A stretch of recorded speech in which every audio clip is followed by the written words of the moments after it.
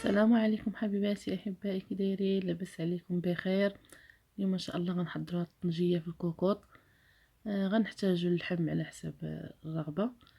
تقريبا هنا عندي 2 كيلو، ونحتاجوا هذا الحامض يعني المرقد. نحتاجوا شويه السمن، شويه ديال القزبور، وشويه ديال الكمون يكون جديد مطحون، وجوج ضامات ديال الزعفران. الا كان عندكم زعفران شعره من الاحسن، انا ما متوفرش ليا، درت هاد الضويمات. وواحد راس ديال الثومه. المهم هنا عندنا قلت لكم نص كاس ديال الزيت نسيتو. غنحيدو هاد الشيء باش نوجدو الطبق ديالنا ان شاء الله.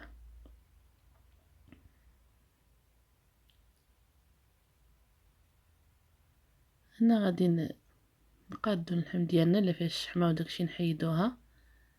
وانا نقص منها هاد شويه خليت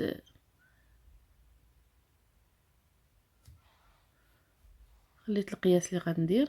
حيدت منها الشحمه، نقيوها مزيان، ما نخليوش فيها الشحمه باش ما تجيش ميدمه بزاف. كتعرفوا الغنمي راه كيكون فيه الشحمه وكيكون ميدم.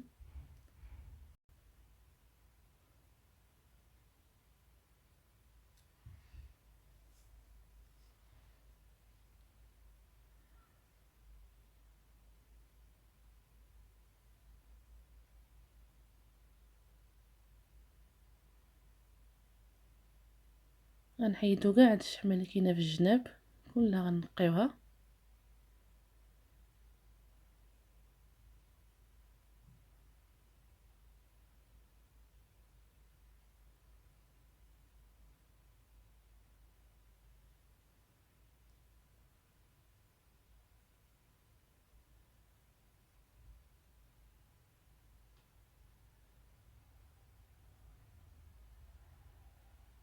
صافي، وغنخليوها هكا طرف كبير، ما نقسموهاش باش تبقى مجموعه.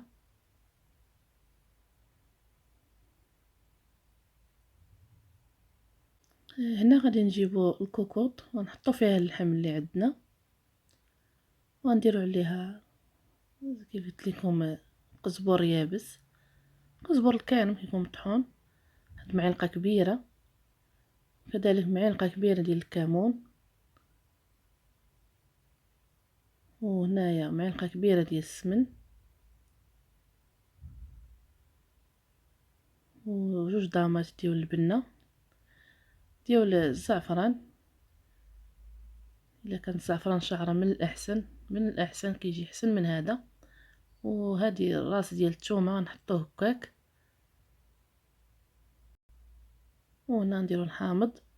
انا راه ما درت لا ملحه لا والو، ما حطيتش لكم في المقادير الملحه لان كتجي مالحه بلا ما نديرو الملحه، لان السمن مالح والحامض. وغنديرو نص كاس ديال الزيت الملديه،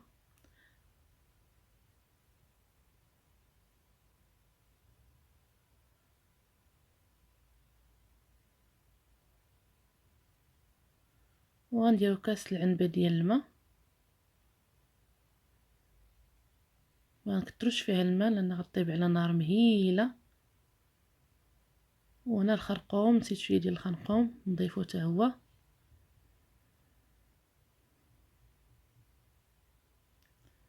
صافي، غنحركو هكا شويه مزيان وغنسدو عليها، ونديروها فوق البوطه على نار مهيله تطيب على خطره. غنسدو عليها الكوكوط ونحطوها فوق البوطه، والنار تكون مهيله ما كتكون مقوسه.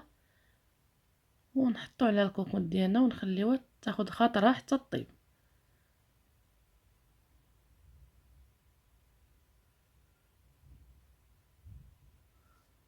ها هي الطنجيه ديالنا من بعد ما طابت.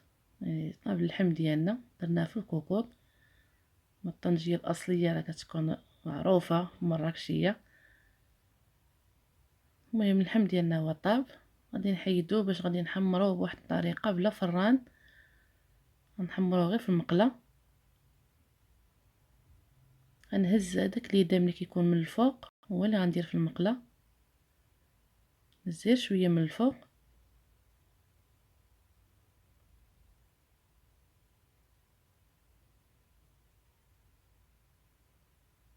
وغادي نهز اللحم نحطها في المقله.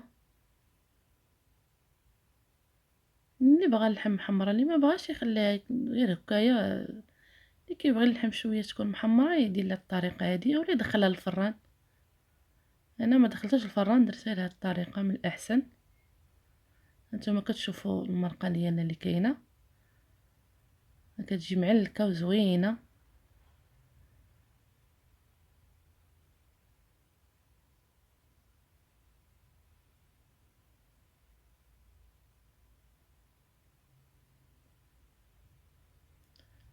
ها حنا غنحطوها فوق البوطه وغنخليوها حتى تحمر مزيان.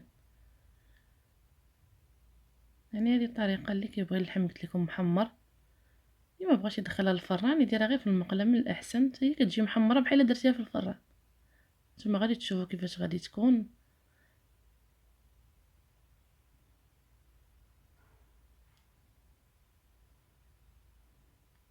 ها هي بدات كتحمر من جهه ونعاودو نقلبوها تاني حتى كتحمر لينا كلشي مزيان.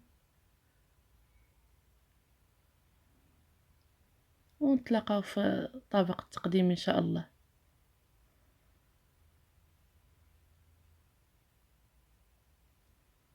الطنجيه ديالنا بعد ما وجدات، هانتوما كتشوفوا المرقه كتجي معلكه واللحم كيجي محمر.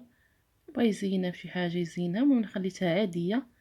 رافقتها بهاد شلاضه حتى هي عاديه، ما صورتهاش معكم، المهم شلاضه عاديه راه معروفه.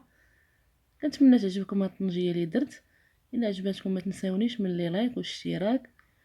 وشكرا لكم على المشاهده، والى اللقاء في فيديو قادم ان شاء الله. خليت لكم الراحه، مع السلامه.